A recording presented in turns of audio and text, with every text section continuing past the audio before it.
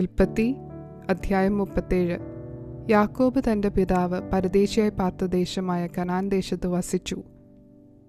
യാക്കോബിൻ്റെ വംശപാരമ്പര്യം എന്തെന്നാൽ, യോസേഫിന് 17 വയസ്സായപ്പോൾ അവൻ തൻ്റെ സഹോദരന്മാരോടുകൂടെ ആടുകളെ മേയിച്ചുകൊണ്ട് ഒരു ബാലനായി തൻ്റെ അപ്പൻ്റെ ഭാര്യമാരായ ബിൽഹയുടെയും സിൽപ്പയുടെയും പുത്രന്മാരോടുകൂടെ ഇരുന്ന് അവരെക്കുറിച്ചുള്ള ദുശ്രുതി യോസേഫ് അപ്പനോട് വന്നു പറഞ്ഞു. യോസേഫ് വാർദ്ധക്യത്തിലെ മകനാകൊണ്ട് ഇസ്രായേൽ എല്ലാ മക്കളിലും വെച്ച് അവനെ അധികം സ്നേഹിച്ചു. ഒരു നിലയങ്കി അവന് ഉണ്ടാക്കിച്ചു കൊടുത്തു. അപ്പൻ തങ്ങളെ എല്ലാവരെക്കാളും അവനെ അധികം സ്നേഹിക്കുന്നു എന്ന് അവൻ്റെ സഹോദരന്മാർ കണ്ടിട്ട് അവനെ പകച്ചു. അവനോട് സമാധാനമായി സംസാരിപ്പാൻ അവർക്ക് കഴിഞ്ഞില്ല. യോസേഫ് ഒരു സ്വപ്നം കണ്ടു. അത് തൻ്റെ സഹോദരന്മാരോട് അറിയിച്ചതുകൊണ്ട് അവർ അവനെ പിന്നെയും അധികം പകച്ചു. അവൻ അവരോട് പറഞ്ഞത്, ഞാൻ കണ്ട സ്വപ്നം കേട്ടുകൊള്ളുവീൻ. നാം വയലിൽ കറ്റ കെട്ടിക്കൊണ്ടിരുന്നു. അപ്പോൾ എൻ്റെ കറ്റ എഴുന്നേറ്റ് നിവർന്നു നിന്നു. നിങ്ങളുടെ കറ്റകൾ ചുറ്റും നിന്ന് എൻ്റെ കറ്റയെ നമസ്കരിച്ചു. അവൻ്റെ സഹോദരന്മാർ അവനോട്, നീ ഞങ്ങളുടെ രാജാവാകുമോ? നീ ഞങ്ങളെ വാഴുമോ എന്ന് പറഞ്ഞു.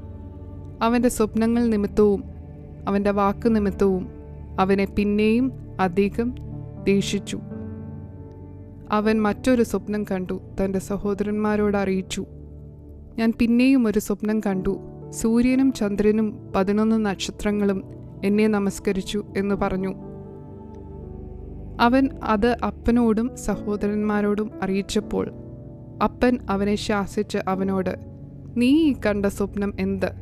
ഞാനും നിന്റെ അമ്മയും നിന്റെ സഹോദരന്മാരും സാഷ്ടാംഗം വീണ് നിന്നെ നമസ്കരിപ്പാൻ വരുമോ എന്ന് പറഞ്ഞു. അവൻ്റെ സഹോദരന്മാർക്ക് അവനോട് അസൂയ തോന്നി. അപ്പനോ ഈ വാക്ക് മനസ്സിൽ സംഗ്രഹിച്ചു.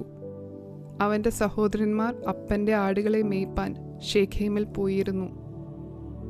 ഇസ്രായേൽ യോസേഫിനോട്, നിന്റെ സഹോദരന്മാർ ശേഖേമിൽ ആട് മേയ്ക്കുന്നുണ്ടല്ലോ, വരിക, ഞാൻ നിന്നെ അവരുടെ അടുക്കൽ അയക്കും എന്ന് പറഞ്ഞതിന് അവൻ അവനോട്, ഞാൻ പോകാം എന്ന് പറഞ്ഞു.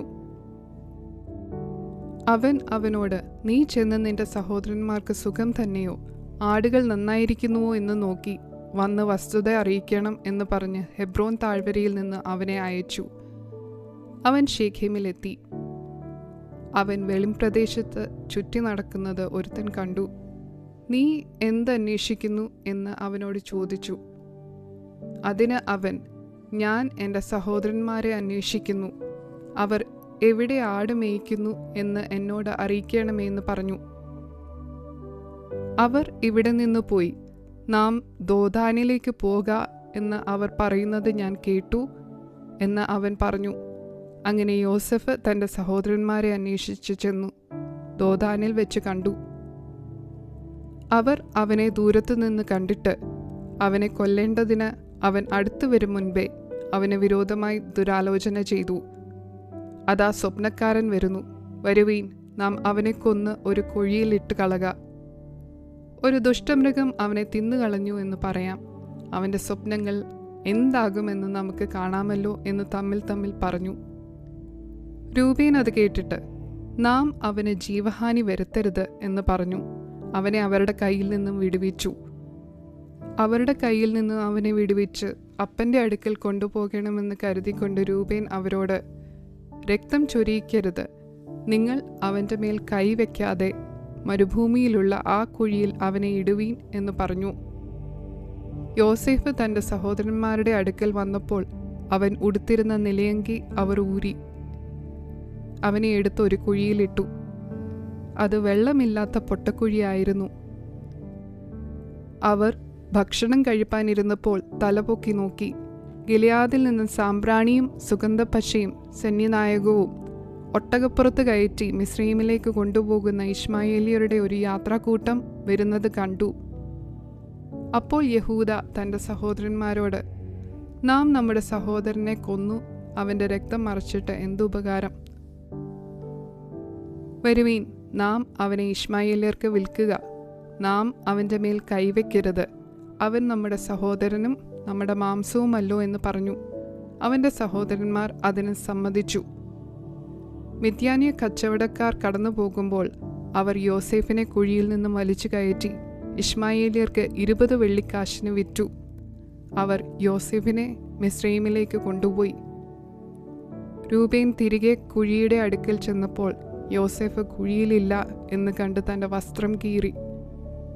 സഹോദരന്മാരുടെ അടുക്കൽ വന്നു, ബാലനെ കാണുന്നില്ലല്ലോ, ഞാൻ ഇനി എവിടെ പോകേണ്ടു എന്ന് പറഞ്ഞു.